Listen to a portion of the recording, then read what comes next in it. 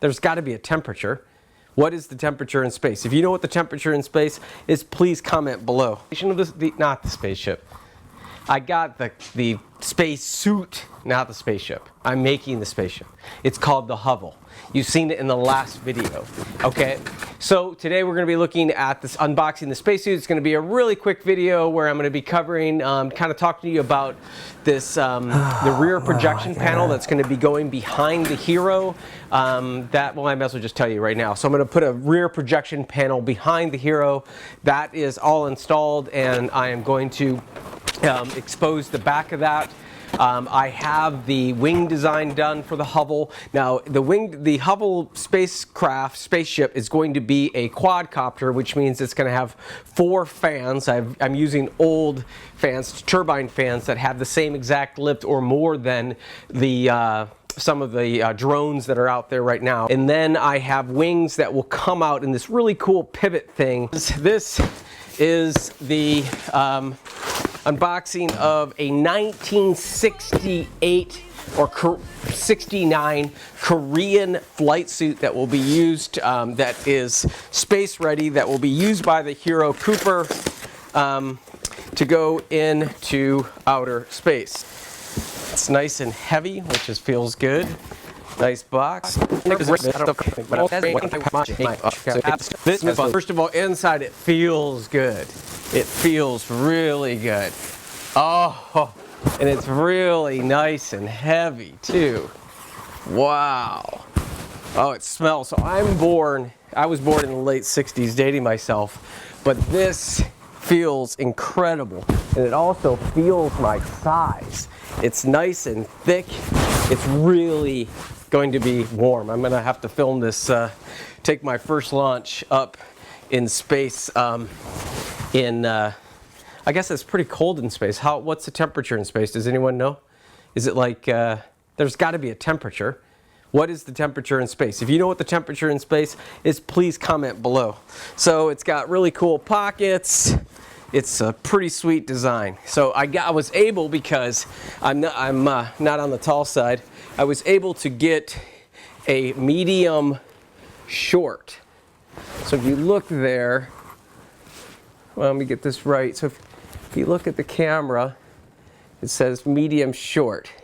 It's a flight suit, but it looks pretty cool, man. All right, that is the first thing. This one, I feel very blessed to be having the flight suit. I do need some help sewing it, the sewing and other things. So if you volunteered, oh, by the way, TRONDIUM.com is the website, TRONDIUM.com. You can see all of the stuff. You can see how we're trying to raise a little bit of money for the film. If we need your involvement, we need space panels. There's a lot of great things that you can get involved with. If you choose to donate, whatever donation you make, you do get some Trondium merch. You get t-shirts, hats, all types of really cool stuff. And also, any donation gets your name in the credits of the web show.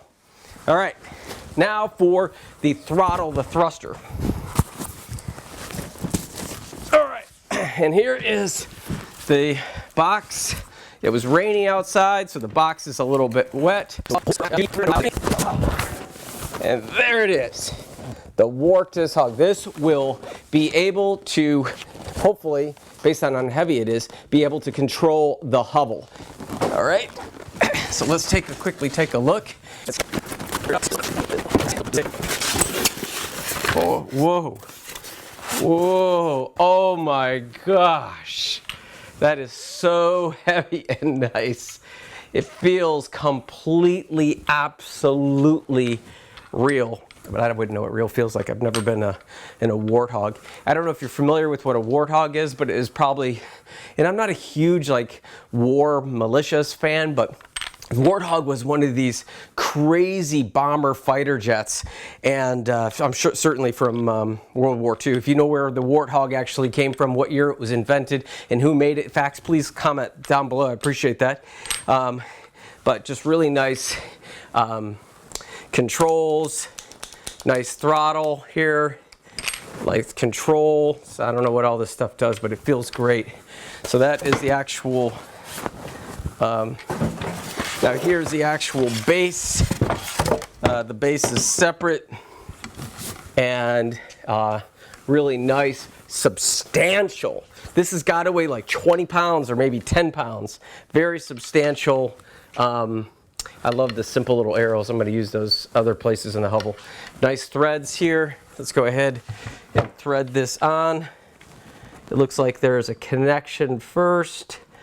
Everything lines up. So I would put this here. Yeah, I think that's it. Don't want to get that wrong.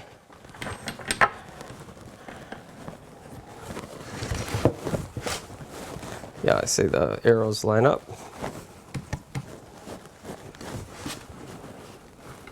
Oh my gosh, that feels incredible. It feels incredible. So that is what's going to be able to control it. Of course, the Hubble may have some type of form of defense mechanism, which is yet to be determined. Stay tuned, subscribe, hit the bell if you want to see all the cool things, because you will be able to fly the Hubble. There will be a simulator on TRONDIUM.com where you can, and if you comment down below in the videos, you can be part of the simulator. It might even turn out to be a game, but I can't promise that. It's going to take a while, but you will be able to, if you have a thruster, you can get one for 20 bucks. You don't have to spend this amount of money, but this is going to control a spaceship and go to space, so I needed something like that. So, all right, now let's take a look at the, to see if the,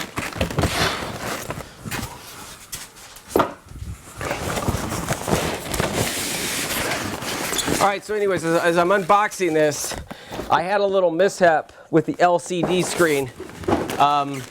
First of all, when I put the LCD screen in the back, I found out that I broke the big LCD screen that will give the rear of the, what's going on in the rear spaceship. I will also be able to deliver any type of information of what's going on with the rocket engines in the back, what's happening with the angle of the wings and the propeller RPM. All that information was going to be seen in displays. Well, I was going to use lightweight LCD screens, but the liquid crystal was problematic because when I punctured it, it kind of exploded and it didn't go well, but it took at least, I don't know, maybe it was around 15 minutes before I broke down that TV. I had to deconstruct a whole nother TV.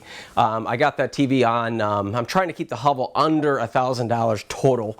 I got that for around 20 bucks. I bought another 42-inch LCD for 20 bucks, and I'm going to install that again. That will be done, but it won't look any different than this version. It's about the same. By the time you rip off the carcass, that's a lot of weight. You don't want to take that much weight when you go to space. But the rear projection will look the same, so I'll be able to get all types of information. It will also insulate, that liquid crystal will insulate me from cold space. Now, I don't know exactly what the temperature in space is because I'm just kind of winging this. So if you know the temperature, I could really use that in my calculations, so I really appreciate it. What is the temperature of space? All right, this is what takes will take the Hubble up and down. This will give its power. This will give power, I guess, to any other thing that I'm not really sure of. It's got great analog switches that I can use, and if anything goes wrong when I'm in deep space or the hero is in deep space, they can you can fix things that are analog. You can fix things that are nice hard buttons like this that click, you know, back and forth as opposed to all digital stuff. The LCDs are fine for the readouts, but this is what I really need in order to be able to fix something in space, because usually stuff just doesn't, you know, they always take an engineer to the space station because they need an engineer to fix things. It's not because they need someone smart around. If something breaks, they need an engineer. Again, in this simulator, physically, we'll be able to test before we take off in the Hubble that the actual blades work as well as the wing works, because we're using a physics-based game engine called Unity, and Unity will be able to calculate everything else, so I will not have as many failures as I would if I was up just flying around, just going one factor at a time up in space. So what I'm going to be doing is doing my experiments, design of experiment inside of Unity, where I can test different different scenarios, wing length, and all things. So I can run an experiment, and I'm able to figure out what is the best way to design a spaceship that will not only be able to land like in a place that has an atmosphere like Mars, but it will be able to fly because it takes a lot less fuel to go horizontally than vertically. If you're familiar with a Marine Harrier plane, it takes a lot of fuel to go vertically, a lot of jet fuel, but the electric engines of what we're using for the quadcopter in this will be able to take off really quickly. Okay, that's the update, guys. Thanks for joining. Number 2, production diary. Whatever you do, make something that connects someone. Take care. Have fun. Love you.